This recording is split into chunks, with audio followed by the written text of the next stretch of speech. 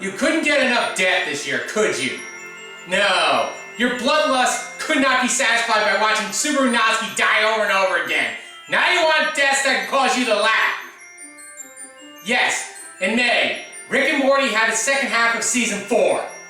And a high body count to match. So I guess we gotta do it now, right? Top 5 Rick and Morty deaths of 2020. Hope you enjoy it. God, holy what the what kind of psycho? His own grandson.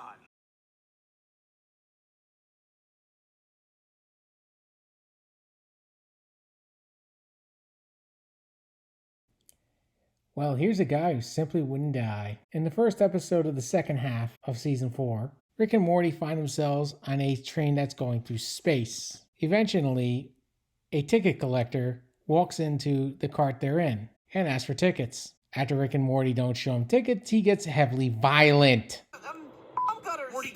He ends up grabbing Morty and uses him as a human shield against Rick's gun. Eventually, Rick just shoots out a window and the ticket please guy gets sucked right through it.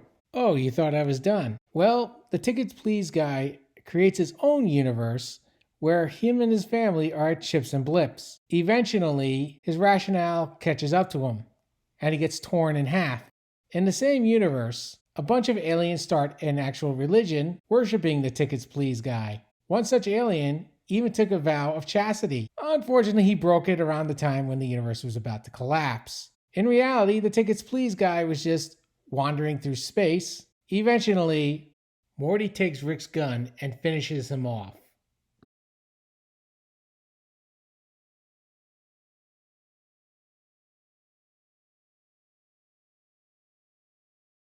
A paternity dispute involving clay people ends up being an all-out fight between Zeus, the king of the gods, and Rick. Rick tracks Zeus down to his cloud lair, only to notice that Zeus is about the size of a skyscraper. Eventually, Zeus shrinks down and the fight begins. Eventually, Zeus gets the upper hand. Meanwhile, Morty and Summer get high on an alien spaceship and fly it uncontrollably.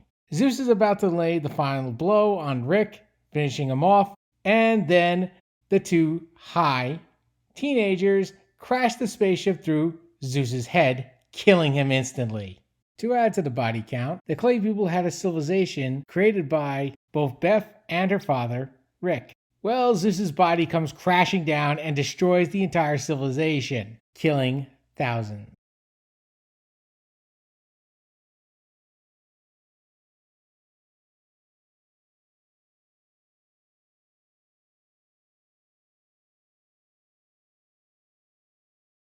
Rick, Morty, Summer, and the two Beths board the hijacked ship and goes up to the NX-5 planet remover sponsored by Wrangler Jeans.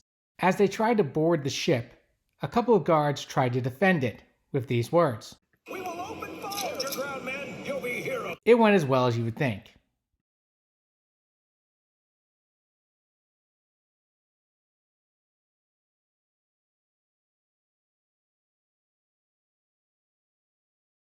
In an episode involving fake vats of acid, an officer investigating Morty's supposed death gets splashed with the false acidic. He starts to believe he is impervious to acid. So he decides to take his show to The Tonight Show with Johnny Carson. Yeah, I know Johnny Carson's been dead since 2005. However, in this episode, Johnny Carson is still alive in another dimension. The police officer gets raised and slowly lowered into the vat of acid that is real. And as you expect, he slowly melts and dies.